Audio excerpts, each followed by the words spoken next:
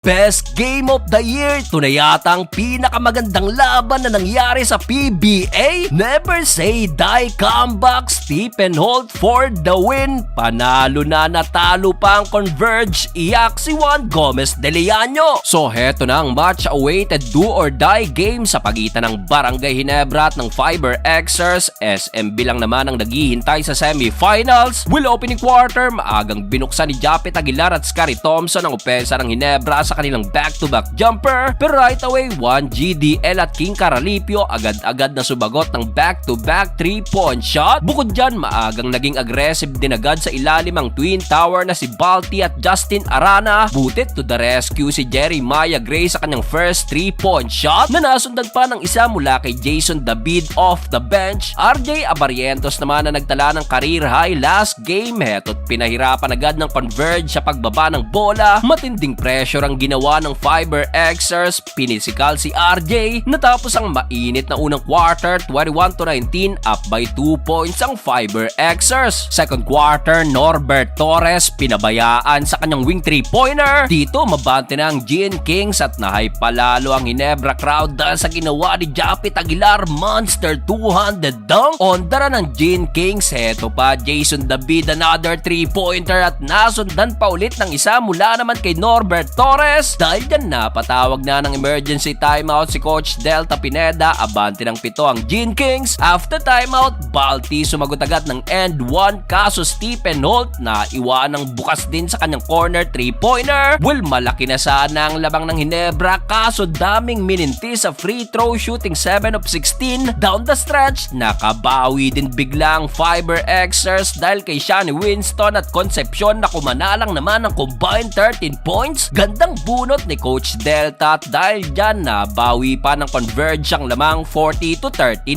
Start the third quarter, nagtuloy-tuloy pa ang run ng Converge including itong wide open layup ni Justin Baltasar. Well, napatawag agad ng timeout si Coach Team Cone, 46-41. Butit to the rescue naman si Jeremiah Gray sa kanyang wing 3-pointer. Under 7 minutes, Scary Thompson another 3-point shot, pero this time may sagot si Juan Gomez de Leaño, step back 3-point shot. After nyan, dito mainit pa rin ang pisikalan. Stephen Holt naman kontra kay Alex Stockton. Halos palitan lang ng basket ang both teams at under 2-minute mark. Finally, RJ Abarientos nagparamdam na sa kanyang first 3-point shot na nasundan pa ulit ng isa mula naman kay Ralpco. Tinapos pa ni RJ ang third period sa kanyang suwabing galaw na pa-flying kiss tuloy sabay ngiti ni Mrs. Abarientos. Kinilig sa galaw ni RJ, 60-68 pabor sa Barangay Ginebra. Fourth and final quarter, mainit pa rin ang laban. Nagalusan ang noo ni RJ matapos gawin to ni Alex Stockton. After nyan, muling nagkaroon ng run ng Converge courtesy of Juan Gomez de Leaño. Yung 8-point lead na tunaw agad sa isa, 70-69. Pero RJ Abarientos to the rescue sa kanyang top of the key 3-pointer. Norbert Torres, big time din sa kanyang baseline jumper, up by 6 ulit ang Ginebra, 77-71. Masama nga lang dahil matapos siya, napuruhan si Jason David. Pagbagsak sa play na to, diretso sa locker room si David. Nag-backfire pa yan sa Ginebra at nasungkit ni Scotty ang kanyang 5th personal foul na itabla pa ng Converge ang talaan sa all 77 under 3 minutes. After timeout ng Ginebra, Troy Rosario sumagot ng big time 3-pointer, pero Archie Concepcion at 1GDL kumounter agad ng back-to-back basket. Lamang na ng isang Converge, wala ng isang minuto, na foul naman si RJ Abarientos sa 3-point area at naipasok lahat yan, 83-81. Grabe ang laban. After nyan, 1GDL again sumagot ng end 1,